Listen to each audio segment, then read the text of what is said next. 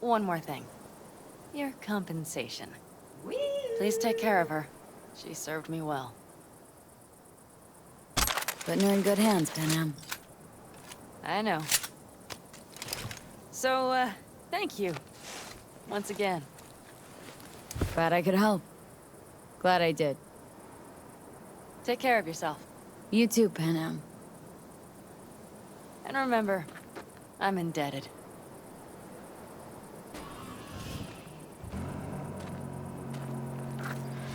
Okay, back to town, V. Headed up to here with this gusty outback. Hello YouTubers, this is the noobifier. This is going to be a long video. Cyberpunk 2077 has been long awaited, and it's recently had its share of drama.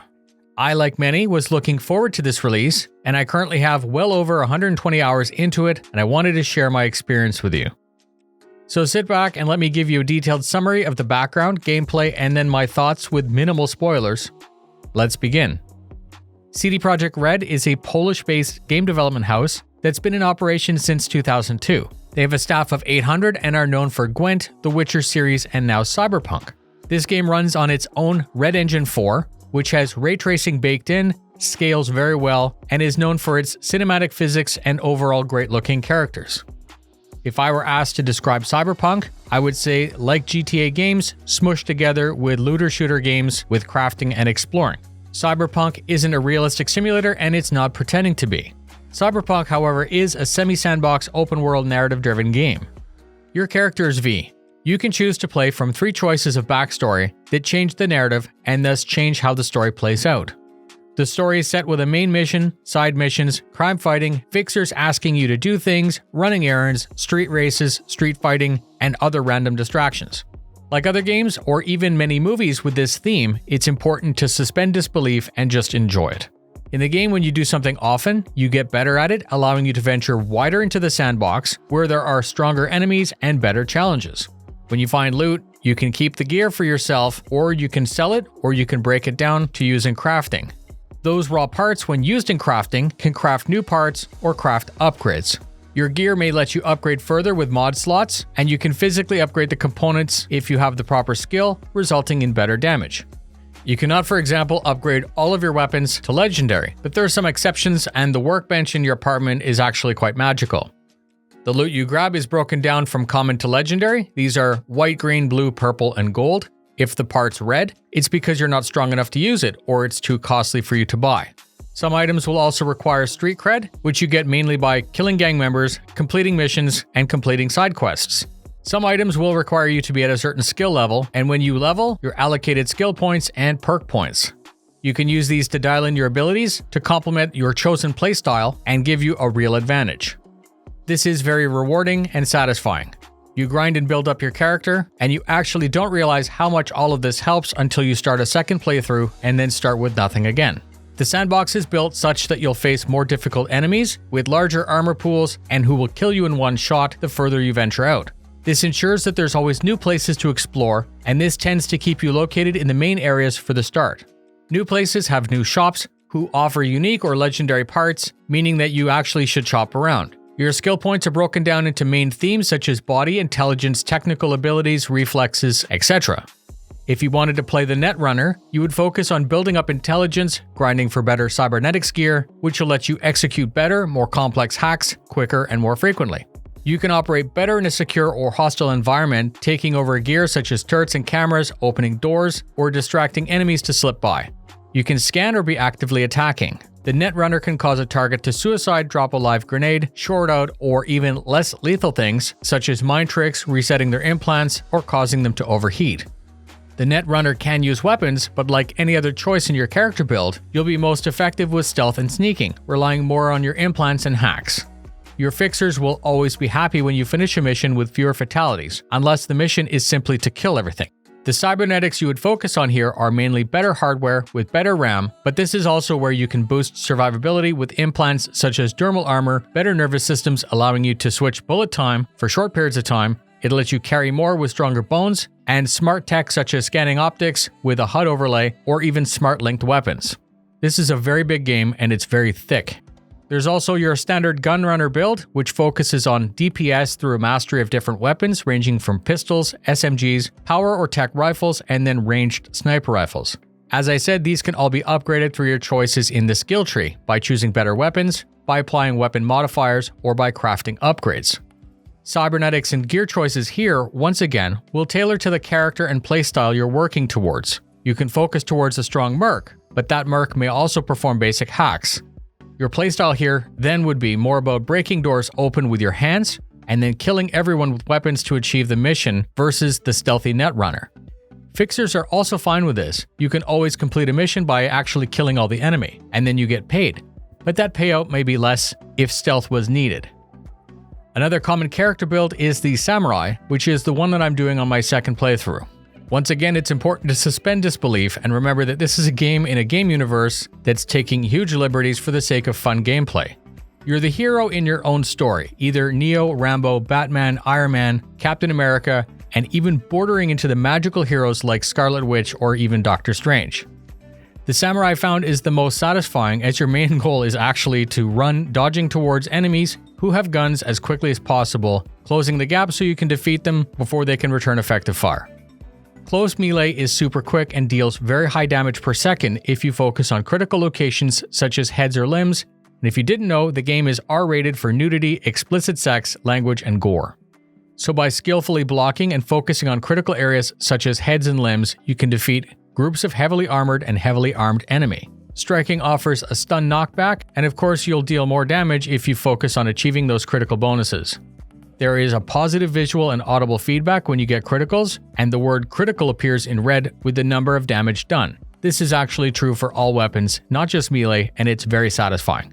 You can use bats, knives, blades, batons, but eventually the katana will likely be what you want because of its range. You can hit multiple close enemies in one swipe, which is key. Unsuspecting targets are going to be caught off guard as they're going about the business and having a conversation.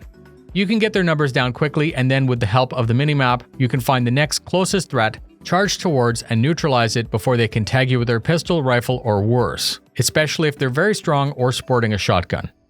You can hybrid all of these playstyles with great results, having a gunslinger who's good with blades or hacking. You can have a netrunner who's very good with grenades or sniper rifles. With time, you're going to get creative with your approach, where you might first EMP a distant enemy so that you can focus on another first.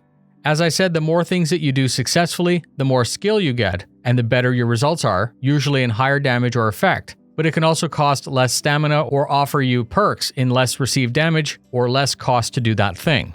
Your health is a hit point pool. When it's low, you're compromised and your view is slightly obstructed. When it hits 0, you're going to flatline. You can eat consumables or use injectables, which have a hot slot and a hot key. Some options are blocked and aren't available if you're locked into combat or a mission story. Eating is done through the inventory, and you should carefully read what you're about to take, because some things will replenish health, stamina, or other short duration timed effects, such as higher speed, higher health, regeneration, or even drunkenness. Injectables are also based on quality, cost, and effect. Low quality injectors do less at once, but you can carry many. You can get away with using the ones that you craft and loot yourself. This will save money. You can instantly restore hit points over time, or a combination of both. You're going to read something like restore 20% instantly and do 2% per second for 20 seconds. Consumables may also place your character into a higher state, similar to adrenaline, speeding up motion, or allowing for quicker reloads, or negating fatigue.